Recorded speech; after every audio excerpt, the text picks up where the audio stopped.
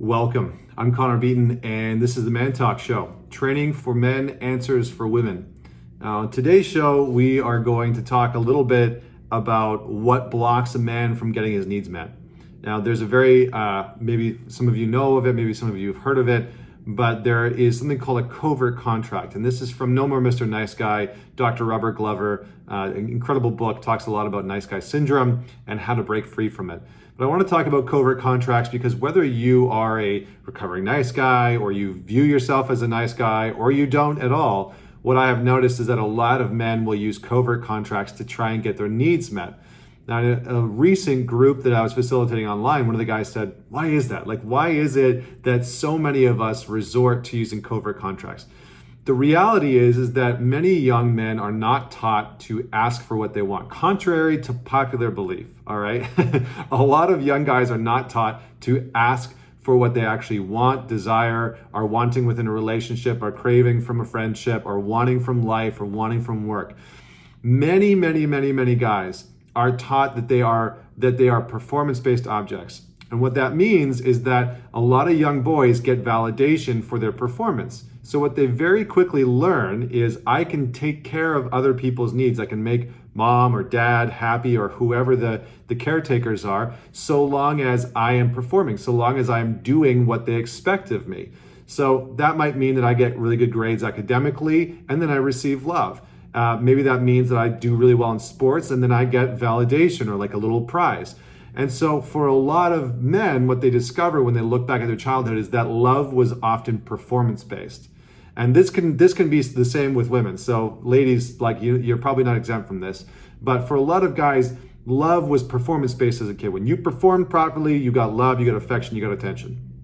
And what this does is it creates a part of the psyche, a part of the male mind that says, okay, in order to get my needs met, what I need to do is give my partner, give other people what they want, and hope that I'll get it back in return without having to say anything. Because as a kid, it was a very simple equation, right? It was like do well in school, do good in sports, and I got validation. And the more that I did that, the happier I felt because mom and dad were happy with me, my family was happy with me, etc. For a lot of guys, this starts to break down within relationships because it creates an immense amount of conflict and it doesn't allow for their partner to know what it is that they actually want. And for some guys, they actually aren't able to even voice what it is that they want and desire within the relationship because they haven't really given themselves permission to give voice to it and to think about it. So let's talk about covert contracts, what they are. And now that you have a little bit of an idea of where they come from, again, performance-based love and validation, let's talk a little bit about what they are. So this is an excerpt from Dr. Robert Glover's No More Mr. Nice Guy. He says, using covert contracts prevents nice guys from getting their needs met. Prevents. Although for a lot of nice guys, they think that it actually does work. All nice guys are faced with a dilemma. How can they keep the fact that they have needs hidden, yet still create situations in which they have the hope of getting their needs met? Now, this is really important. Why would a man want to hide his needs? For every different guy is going to be a different situation. For some men, they're going to want to hide their needs because maybe they grew up in a home, and I've seen this countless times, where they grew up in a home with a single mom, and that single mom had an immense amount of work to do to try and run the household and run the family because the father wasn't in the picture for whatever reason. And because of that, part of what a lot of mothers will do with a son is they will give him a lot of responsibility to be the man around the house, and then they'll give him love and affection in return. And so what a guy does at the end of that, through repeating that cycle over and over and over again as a child, is it trains him to be a good boy. It trains him to do exactly what a woman wants and what she is telling him to do. And his own voice, his own needs, desires, wants within the household becomes secondary. And so for a lot of men that have grown up in households where they only had the mom around, they didn't really have a father figure, or the father figure was there but wasn't really quite active, it's very common for them to have these covert contracts because they didn't learn necessarily how to make their needs known or met. So that's just one example. There's many examples. That's just one. You don't have to fit into that category. Dr. Glover says, he goes on to say, in order to accomplish this seemingly impossible goal of getting their unspoken needs met, nice guys utilize covert contracts. These unconscious, unspoken agreements are the primary way that nice guys interact with the world around them. Almost everything a nice guy does is in some way, shape, or form a manifestation of a covert contract. The covert contract sounds simply like, I will do blank, fill in the blank, for you so that you do this blank for me. And neither of us will acknowledge or be aware that this contract exists. And he goes on to say, this is the final little piece, as a result of the conditioning they have received from their family and society, nice guys believe if they are good, then they should be loved, get their needs met, and have a problem-free life. In reality, the primary paradigm of the nice guy syndrome is nothing more than a giant covert contract with life. So I just want to emphasize one big thing: problem-free life, okay? This is one of the cornerstones of why a lot of men use covert contracts. There are so many men, and look, I was one of them for years and years and years. I grew up in a household where I hated conflict, hated it. And so when I got into relationships, I started using covert contracts because I wanted to avoid conflict. I wanted to avoid getting into arguments with my partner or creating a little bit of tension or creating that challenge when two of you disagree on something. I didn't want that to happen because in my upbringing, when challenge and conflict happened, it was usually not so safe, right? It didn't feel good. It was sometimes violent or abusive, and it just wasn't pleasant. And so I avoided conflict almost altogether. And I had this idea in my head that I could create a problem-free life, problem-free relationship. And so many men that are out there in relationships are trying to create these problem-free environments where no conflict happens, where his partner is never upset, where she's never pissed off at him, where she's never let down. And when she is, he is devastated by it.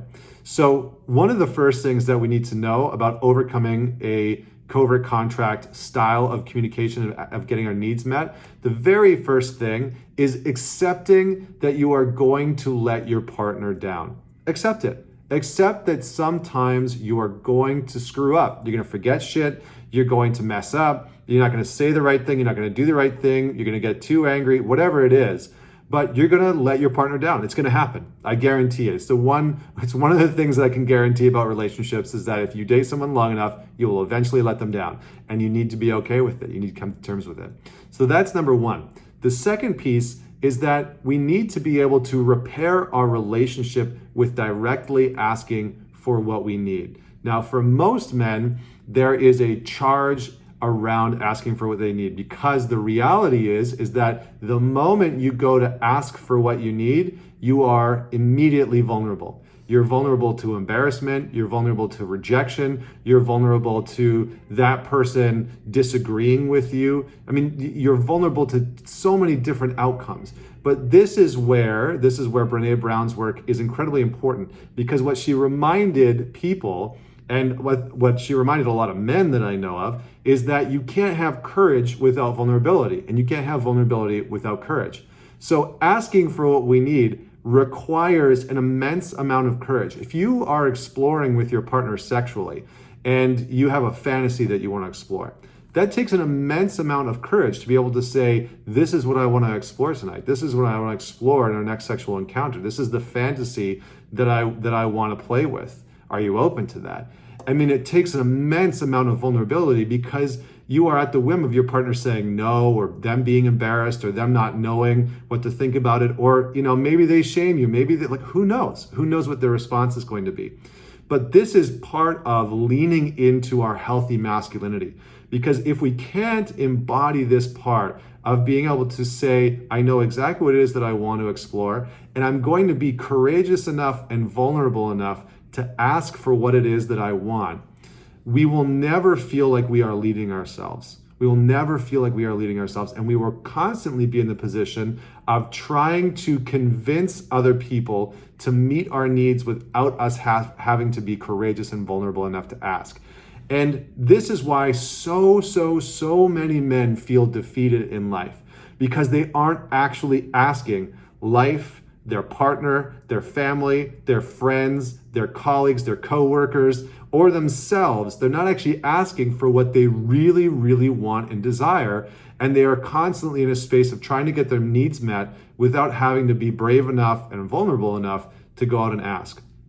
So outside of these two parts, there's a third piece that I want you to know about. And the third piece is we have to let go of caretaking a little bit. A lot of nice guys, a lot of men that use covert contracts will use and leverage caretaking as a means of trying to get their needs met. So what I mean by that is they'll go the extra mile around the home or with their partner, the flowers and cards and notes and whatever else, and they'll do all of these things to try and caretake their partner's needs. And in the beginning of the relationship, it works really, really well. The partner's like, oh, this is amazing. He's just incredible. He's like the perfect guy, yada, yada, yada. And slowly over time, he will stop doing those things. He'll stop sort of overly caretaking for her. And because what will happen is the more he caretakes her over time, the more his resentment builds up because he's not asking for what he needs. And eventually it leads to endless amounts of clashing because he'll start to become resentful and passive aggressive and contemptuous and anxious. And all of these parts will start to come out. Maybe he'll start to stonewall. And it'll start to come out because he's not actually asking for what he needs in the relationship, and he'll start projecting onto his partner saying, this is your fault, you don't get it, you don't know what I need, you're not fulfilling me, you're not what I want, etc., etc., etc. And it comes back to him being able to ask. So we need to shift away from caretaking with expectations. It doesn't mean that you have to end caretaking. You can still support your partner, you can still go above and beyond, but you have to let go of the expectations that they're going to do something in return. And if you do want something in return for taking out the garbage or cooking dinner or rubbing her back or her neck, then you need to make that expectation clear because they might not agree to it. Right? They might say no, in which case you get to decide whether or not you want to caretake and continue on that path or if you're going to let that go. The last piece that I'll say is you have to practice FAR, F-A-R. And all that means is that, and I'm going to look down, is that, because I need to read it here, I wrote it down, is that you formulate, you ask, and you receive. This is the process of healthy asking and healthy receiving and getting your needs met. You formulate exactly what it is that you are wanting or desiring or craving, and you ask for it and you create the space to receive. Now, there are parts within each of those, I understand, but practicing formulating, asking, and receiving is incredibly important. Formulating what it is that you want to experience, what you want to explore, what your needs are within communication, physical intimacy, sexual intimacy, emotional intimacy, all those different parts. Being able to ask for it courageously and bravely, and then being able to receive it. Each of these parts, different guys are going to have different challenges with. For some men, just finding clarity on what it is they want to ask for is going to be their life's work. It's going to be like constantly having to formulate what it is that they want. For other guys, it's going to always be this anxiety or struggle to really be able to ask for what they need. And for other men, it's more about being able to receive, because the receive causes us to move into a more feminine space where we have to receive from our partner, share gratitude, share appreciation, and override the story that they're not willing to take care of us, that they're not willing to take care of our needs and our wants and our desires. So thank you so much for tuning in with me today about covert contracts. If you have any comments or questions, pop them below. I would love to hear. If you're listening to this on the podcast, then head on over to Instagram and fire me off a message at ManTalks. And until next week, this is Connor Beaton signing off.